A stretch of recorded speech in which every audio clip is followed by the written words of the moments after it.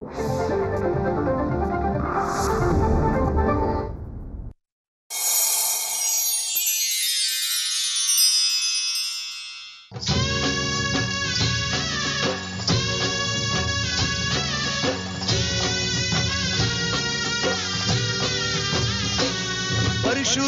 पिता माती माय तुझी दर्या देत आहे माया त्याच्या पोटची परी पैशा पायी गाठलीस तू एसटी मुंबईची माय रडवली बाय तिष्ठवली बापूस बोले ना काही व्यथा मनाची गेली रे सुकून बोल त्यांच्या डोळ्यांची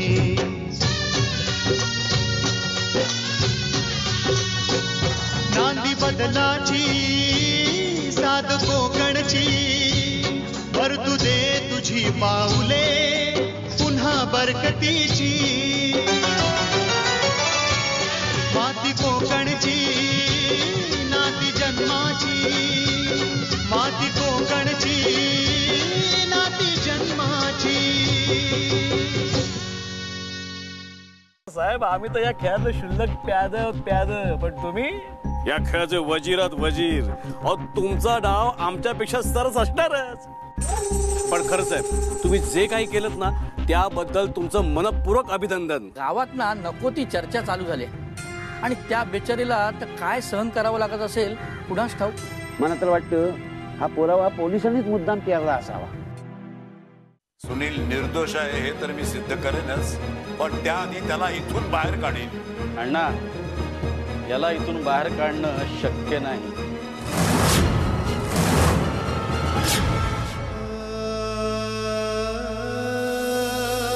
अण्णा सगळे पुरावे याच्या विरोधात आहेत.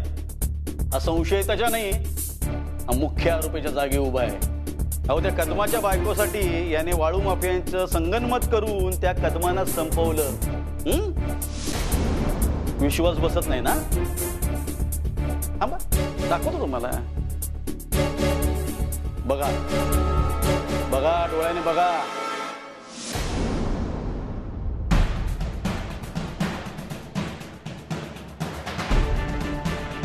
काय विश्वास बसत नाहीये ना. मुलगा बापाला सगळंच काही सांगत नाहीये आणि हे असलं तर काही दाखवतच नाही ना. हे सुनील वेगळ्या कारणाकरता तिकडे गेला असताना कोणीतरी मुद्दाम परक्याबाईच्या खांद्यावर हात ठेवून तिला आपल्या मिठीत कोण घेतं का सांगा ना मला. आणि यांच्या दोघांच्या डोळ्यातले भाव बघा ना प्रेमाचे, ते पाहून मीच प्रेमात पडलो. खरं सॉरी तुमच्यासारख्या मोठ्या माणसांच्या समोर हे असं बोलू नये, पण एवढं सगळं बघून देखील तुम्हाला विश्वास वाटत नसणार ना की हा गुन्हेगार आहे म्हणून. अहो अण्णा कदमांच्या बायकोच्या जबानीत तिने हेच सांगितलंय की खुनाच्या रात्री हा तिथे आला होता. त्याने वाळू माफियांबद्दल काही ना काहीतरी कदमांना सांगितलं. त्यानंतर कदम तिथून बाहेर निघून गेले. पण हा त्या रात्री कुठे राहिला, ह्याने काय केलं हे आम्हाला काहीच माहित नाही. पण या दोघांमध्ये प्रेम संबंध होते हे अगदी स्पष्ट दिसतंय. तेव्हा हा खून सुद्धा त्यानेच केलाय हे सुद्धा आता स्पष्ट होईल ना अण्णा. तेव्हा आता अण्णा तुम्ही काही काळजी करू नका. तुम्ही घरी जा, जास्त विचार करत बसू नका. फोटो तुम्हाला कुठे मिळेल काय अण्णा प्रश्न विचारताय तुम्ही. तुम्हीच तर बोंब टोकताय की पोलीस काहीच कामं करत नाहीत, काहीच करत नाही, नाही का. पण पोलीस कामं करत असतात, गुन्हेगारांच्या शोधात असतात. पण ते सामान्य माणसाला दिसत नसतं ना. कशाला दिसणार. अहो आमची माणसं मागावर असतात पुरावा गोळा करण्यासाठी. आणि याच्यावर तर काय संशय होताच. गेले याच्या मागे आणि ह्या सगळ्या गोष्टी हाती लागल्या. आणखीन काय काय पुरावा तुमच्याकडे. आता आणखीन काय सांगायचं अण्णा. बरं ठीक आहे सांगतो. आमच्या ताब्यात असलेल्या संशयिताने हे कबूल केलं की यानेच पैसे त्याला दिले कदमांच्या घरी ठेवायला आणि त्यालाच सांगितलं की पोलिसांना कळव म्हणून. आणि काय वाळू माफियानं पण ह्यानेच सुपारी दिली. मग आता फक्त ती केस कोर्टात उभी राहायला हवी आणि ते 2 गुन्हेगार सापडायला हवेत, मग घ्यायचा खेळ खल्लास. अण्णा अण्णा हे सगळं खोटं आहे. अहो आमच्या तसं काहीच झालं नाही अण्णा. अहो त्या घाबरल्या ना म्हणून माझ्या जवळ आल्या. तर यांनी अण्णा या माणसाला पण मी नाही ओळखत अण्णा. काही काळजी करू नकोस. कोणी तुझ्या विरुद्ध किती पुरावे जरी माझ्या समोर हजर केले ना तरी सुद्धा माझा तुझ्यावरचा विश्वास कायम असेल. या पुराव्यांबरोबर माझा विश्वास नाही. काही काळजी करू नकोस. मी वकिलांशी बोलून तुझा जामीन करून देतो. नाही अण्णा, याला जामीन मिळणं शक्य नाही. उगाच कष्ट वाया जात. जाऊ दे. काय व्हायचं ते होऊ दे. तू किती हुशारीने जरी सापळा रचला असलास ना तरी सुद्धा मी याला इथून घेऊन जाईनच. सोडवीन त्याला.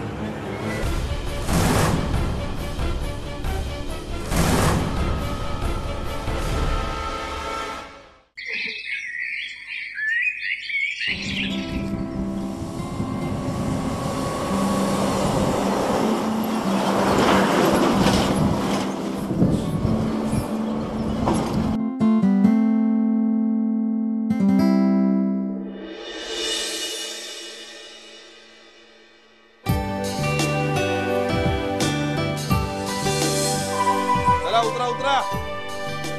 Stop stop.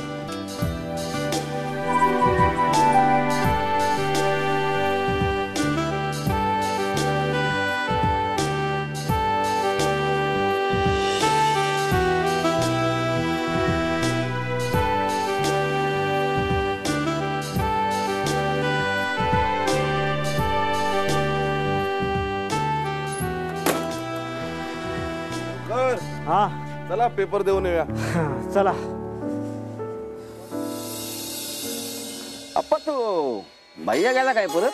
अरे गेला म्हणजे काय, इथे थांबून करेल काय तो आता. बरोबर, पण श्रीरंगरावान थोड्या दिवसात चांगला जम बसवला होता. हो हो. अरे 2 माणसांचं काम एकटा गडी करायचा. आणि तेवढाच अभ्यास पण. काय समजलं? हो. अरे मास्तरानो, आज काय गाडी लेट? डेपोत जरा उशीर झाला. औषध विसरलो होतो ना कॅन्टीन मध्ये. गणे, तुला काय कुठे जायचं होतं काय गाडीतून? नाही तसं नाही, ते आल्याशिवाय पेपर वाचायला मिळत नाही ना म्हणून म्हटलं. ते पेपर आणतायत ते बघ, ते काय त्यांचं काम नाही तरी पण ते करतायत. आणि तू त्यानंच बोलतो उशीर का झाला म्हणून. अरे फुकटचा पेपर वाचायला मिळतोय तो वाच. बघू बघू बघू पेपर बघू दे जरा. काय म्हणतोय पेपर? आर्थिक मंदी येणार बहुतेक. त्याच्यावर उपाय सापडेल, पण तुझ्या बौद्धिक मंदीचं काय? ना हे औषध तेवढी घागाना पोचवा. पोरानं बऱ्याच दिवसांनी पाठवलेलं दिसतंय. आता पोराचं काय वेगळं सांगायला पाहिजे का तुम्हाला?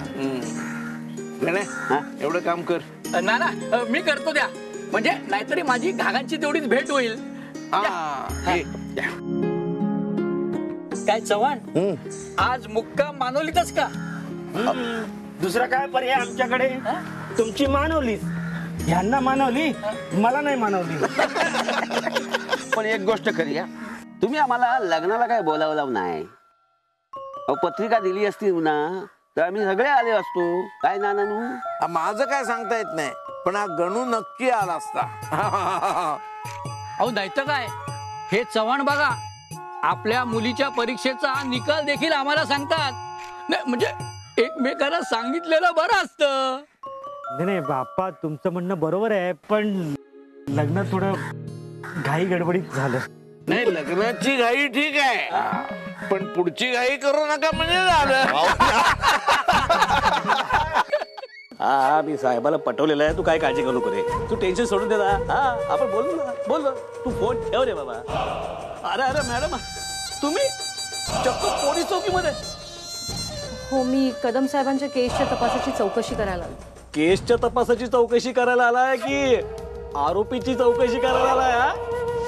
म्हणजे नाही म्हणजे मला वाटलं काय आरोपीसाठी जेवणाचा डबा बिबा घेऊन आलात की काय? कुठे डबा कुठे आहे? हे बघा, मी फक्त कदम साहेबांची केस कुठवर आले हेच पाहायला आले. अच्छा, केस कुठवर आली हे बघायला आलाय. काय मॅडम हा? नाही म्हणजे कदम साहेबांचा खून इतके दिवस झाले तेव्हा कधी फिरकला नाही चौकशीसाठी आणि आज एकदम तुम्हाला आठवण आली चौकशीची. म्हणजे काय म्हणायचं काय तुम्हाला? मला काय म्हणायचंय ते तुम्हाला चांगलं कळतं मॅडम. केसच्या तपासाच्या चौकशीच्या निमित्तानं तुम्ही आपल्या बॉयफ्रेंडची चौकशी करायला आलात की नाही? हे बघा, तोंड सांभाळून बोला. तुम्ही काय बोलताय आणि कुणाशी बोलताय कळतंय का तुम्हाला? चांगलं कळतं. एका फालतू वाडाच्या आयटमशी बोलतोय. तुम्ही मर्यादा सोडून बोलताय. म्हणजे तुम्ही मर्यादा सोडून वागलं तरी चालेल, पण आम्ही मात्र मर्यादा सोडून बोलायचं पण. अरे हा कुठला न्यायाला मॅडम? सावंत, तुम्हाला लाज नाही वाटतो? एका सभ्य स्त्रीशी हे असं सगळं बोलता ना? लाज? तुम्हाला नाही लाज वाटली तर मला कशाला लाज वाटेल? आणि सभ्यपणाचं म्हणाल ना तर तुमच्या सभ्यपणाचे पुरावे ना अख्ख्या तालुक्यातल्या मोबाईलवर फिरतात बघा. हे बघा. आता बोला ना, आता बोला. हे बघा, हे असल्या हीन पातळीच्या आरोपांचं ना मला स्पष्टीकरण करायचं नाही आणि खुलासाही द्यायचा नाही आणि मला त्याची गरजही वाटत नाही. अहो, स्पष्टीकरण आणि खुलासा देण्यासारखं राहिलंय का तुमच्याकडे? सगळं सत्य स्पष्ट झालेलं आहे. अख्ख्या जगाला कळलंय तुमचं आणि त्या फालतू वडापचं लफडं. नाही पण मी काय म्हणतो मॅडम, नाही म्हणजे करायचंच होतं तर जरा आपल्या वयाचं मॅचिंग असं. तुम्हाला लाज नाही वाटत का होय असलं सगळं घाणेरडं बोलताना माझ्याशी? आणि एक लक्षात ठेवा, आमच्यावर हे असे घाणेरडे आरोप करून किंवा आमच्या चारित्र्यावरती शिंतोडे उडवून कदम साहेबांचे खरे आरोपी सुटणार नाही. आता कधी ना कधीतरी सत्य समोर येईलच आणि सुनीलची ही निर्दोष मुक्तता होईल. तुम्ही बघालच. बघू नक्की बघू. पण सध्या तुमचं जे सत्य समोर आलं ना ते दिसतं ना पहिले. जा तुमचा यार व्याकुळ झाला असेल. जा. आणि त्या वयाच्या मॅचिंगचं तेवढं जरा बघा.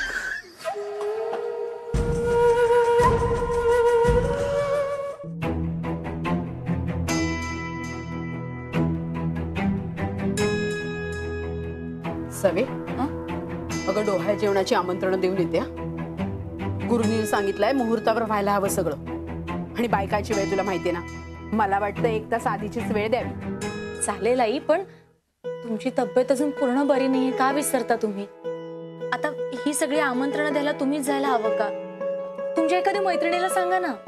अगं मैत्रिणी पाहिल्यास ना, घेतलास ना अनुभव, म्हणून स्वतः जावं म्हटलं. आणि सारखं काय ग आजारी? मी खरंच आजारी असल्यासारखं वाटतं मग मला. हसतेस काय? अगं खरंच माणसाचं आजारपण शरीरापेक्षा मनातच जास्ती असते. मनात येईल तसं वागतं शरीर. ते जरी बरोबर असलं ना तरी तुमच्या मनाला समजवायला हवं. समोरची माणसं सारखी सांगतात ना ती उगाच नाही. रिपोर्ट तसे आले तरी डॉक्टरांनी सुद्धा सांगितलंय. तिची जरा काळजी घ्यावं आई. बरं घेते काळजी, पण आता मला अडवलं. रोज कुणाला कुणाची आमंत्रण यायची. कुणाचं बारसं, कुणाचं डोहाळ जेवण. 1-2दा मी गेलेही डोहाळ जेवणाला, पण तिथं त्या बाईच्या जागी तूच दिसायला लागलीस मला. अवतीभोवती बायकांचा गराडा, तुझं कौतुक. मग जायचं बंद का केलं? आपल्या घरी बाळ येणार नाही म्हटल्यावर जायची इच्छाच राहिली नाही माझी. असा कार्यक्रम आपल्या घरी कधीच होणार नाही असं यायचं मनात. आता देवानं ऐकलंय माझं. डोहाळ जेवण, बारसं, जावळ सगळं होणार या घरात. आणि मी नुसती पाहणारच नाही तर पुढे होऊन कामालाही लागणार. आता अडवू नकोस सावी मला. प्रत्येक घरी आमंत्रणाला जाताना सुनेच्या होणाऱ्या कौतुकाचे शब्द ऐकायचं सुख कळायचं नाही तुला. बरं आई, नाही अडवणार मी तुम्हाला, पण लवकर या. अगं मी कशाला फार वेळ बसतीये? आमंत्रण दिलं की निघालीच. बरं सगळं काम करून ठेवलंय मी. तू उगाच उठून कामाला लागू नकोस हा. काय हो आई, काय हरकत आहे एखादं छोटं मोठं काम केलं तर? तेवढीच तुम्हाला मदत. नकोय मला मदत.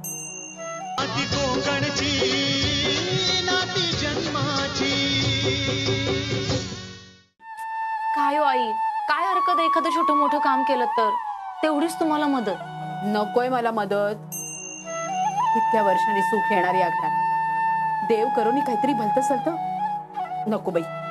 मला भीती वाटते. तू काही काम करू नको, स्वस्थ बसून राहा. अहो पण आई ऐका तर माझं. मी काय म्हणते? नको म्हटलं ना. अगं बाकीच्या बायका बघ, गरोदर नसताना किती नखरे, किती कामचुकारपणा करतात. आणि तू खरंच गरोदर आहेस तरी आराम करायचं नाही म्हणजे काय? ते काही नाही, काम करायचं नाही. आई माझी आज्ञा समज हवं तर. बर बर. येऊ मी? ये.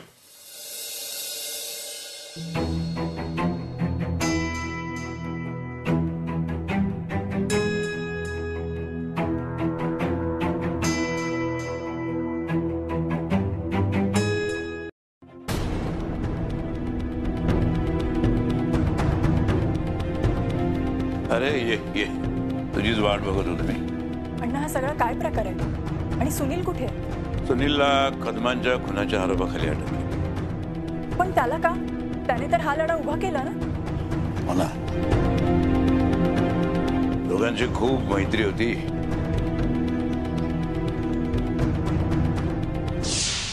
अरे सुनील साहेब, अरे काय मस्करी करतो का तू माझी? हो मी आणि तुमची मस्करी? मग काय वेळ लागलाय का आपल्याला? हो तुमची दहशत आहे आमच्यात. मित्रांची कधीपासून दहशत वाटायला लागली रे तुला? हो मला नाही, पण बाकीच्यांना आहे ना. हो आत पुढे तुम्ही, तुमचा फोन पण लागत नाहीये. अरे मी इथेच आहे, मी कुठे जातोय? ये बस. हे बघा मी बसायला नाही आलोय. आज मी एका माणसाला फोनवर बोलताना ऐकलंय. आज रात्री 2 ट्रक वाळू जाणार आहे कडवलीमध्ये. कडवलीमध्ये? हा. अरे पण 2 दिवस परमिशन नाहीये ना, मग कसे काय नेतात ते? हो तेच तर सांगायला आलो ना, बेकायदा वाहतूक होणार आहे.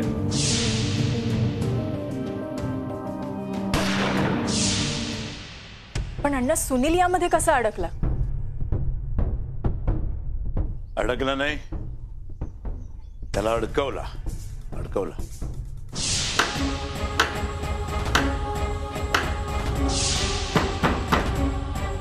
हॅलो सुनील, प्लीज जरा घरी येशील का? कुणीतरी ना जोर जोरात दार आपटतंय. ताई मी सुनील.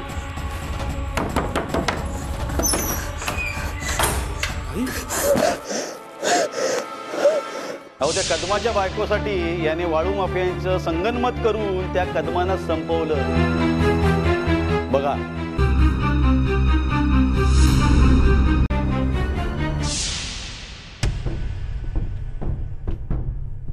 अच्छा, म्हणजे त्याचा हस्तक्षेप होऊ नये म्हणून त्यालाच गुन्हेगार बनवलं. पण या लोकांना हे कळत नाही की तुम्ही खोटे गुन्हेगार उभे करू शकता, खोटे पुरावे उभे करू शकता, पण ते सिद्ध करू शकत नाही. खोटं कितीही हुशारीने रचलं गेलं तरी ते सत्यासमोर टिकू शकत नाही.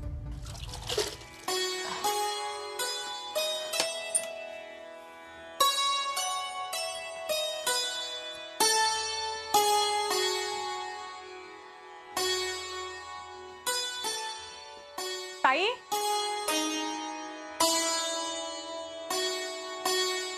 ताई आले.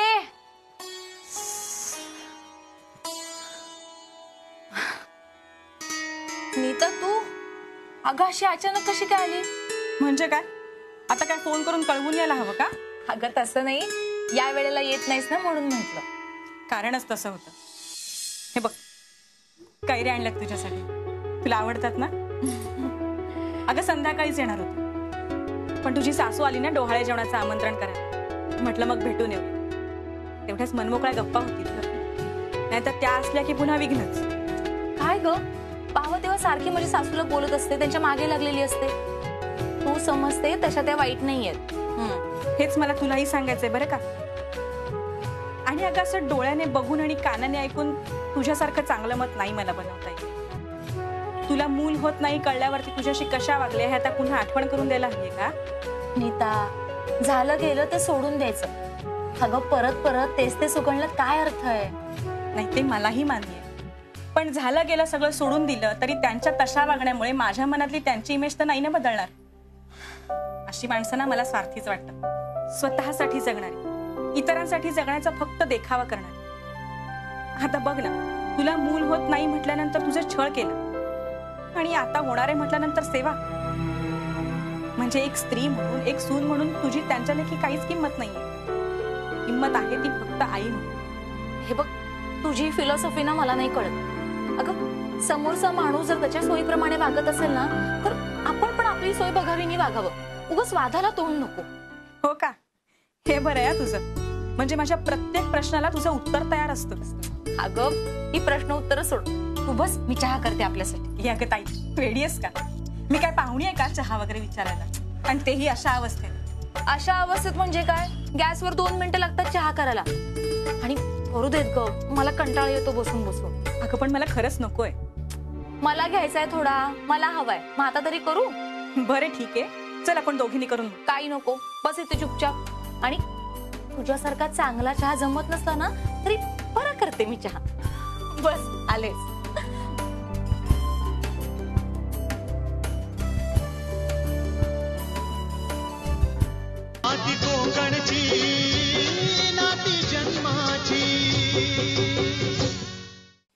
अण्णा तुम्ही काळजी करू नका, मला कळलंय मला काय करावं लागणार आहे ते. पण त्याआधी आपण सुनीलच्या जामिनासाठी प्रयत्न करायला हवे.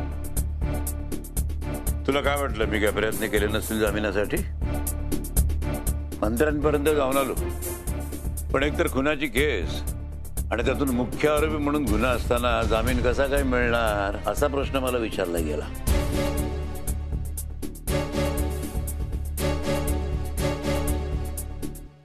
पण गुन्हा सिद्ध कुठे झालाय अण्णा? आणि कोर्टात केस दाखल होण्याआधीच कसं काय सांगू शकतात जामीन मिळणार नाही म्हणून? आपण पुन्हा प्रयत्न करू, पण त्याआधी या केसची संपूर्ण माहिती गोळा करायला हवी. कोण, कुठून, कशी, काय चाल करतंय हे बघायला हवं. मगच आपल्याला आपली नीती ठरवता येईल. सुनील हे करू शकत नाही हे खात्रीपूर्वक माहिती आहे मला. तेव्हा खरा गुन्हेगार कोण हे शोधण्यासाठी या प्रकरणाच्या मुळाशी जावं लागेल. कदमांना न्याय मिळवून द्यायचाच अण्णा. कदमांना न्याय तर मिळवून द्यायचाच, पण त्यासोबत सुनील आणि इतर कोणालाही कसलाही त्रास होता कामा नये याची काळजी घेतली पाहिजे. आणि एक गोष्ट लक्षात ठेव, एका स्त्रीच्या अब्रूचा प्रश्न आहे. तेव्हा गरज सांभाळून आणि कुठल्या प्रकारे तिची बदनामी होता कामा नये त्याच्यासाठी वाव मिळता नाही कोणालाही. अण्णा मला कळतंय तुम्हाला काय म्हणायचंय. अहो आमचं चॅनल तसं नाहीये, आम्ही अगदी जेन्युइन पत्रकारिता करतो. उगाच फ्लॅश न्यूज परत परत दाखवून लोकांची दिशाभूल करत नाही. त्यामुळे तुम्ही काळजी करू नका. आणि मी एक स्त्री आहे, त्यामुळे स्त्रीच्या चारित्र्यावर कुठलाही कलंक लागणार नाही याची मी नक्कीच काळजी घेईन. हा, आणखीन एक गोष्ट, मी तुझी राहण्याची व्यवस्था तिच्याकडेच केली आहे, म्हणजे तिला सुद्धा थोडा आधार मिळेल. अर्थात तुझी हरकत नसेल तरच. अहो माझी काय हरकत असणार अण्णा, उलट बरंच आहे. या केस संदर्भात आणखी माहिती गोळा करता येईल. कदम आणि फॅमिलीचं नातं काय हे जाणून घेता येईल. पण आता काही दिवस मी हॉटेलवरच थांबते अण्णा. बरं निघू मी, बऱ्याच लोकांना भेटायचं असेल. अरे अरे असू दे असू दे असू दे असू दे. सुखीरा, हे बघ आता सगळी भिस्त तुझ्यावरतीच आहे. ज्यांना कायदा आपल्या खिशात असं वाटतं ना, त्यांना कायद्याची आणि त्यांची स्वतःची जागा कुठे नाही ते नीट दाखव. मी नक्की प्रयत्न करेन. येऊ?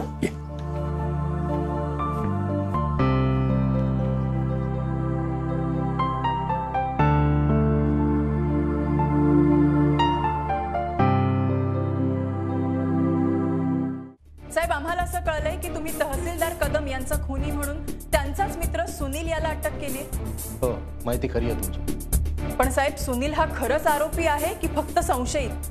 नाही म्हणजे पोलिसांकडे त्याच्या विरोधात काही पुरावे आहेत का की निव्वळ संशय म्हणून तुम्ही त्याला अटक केलंय?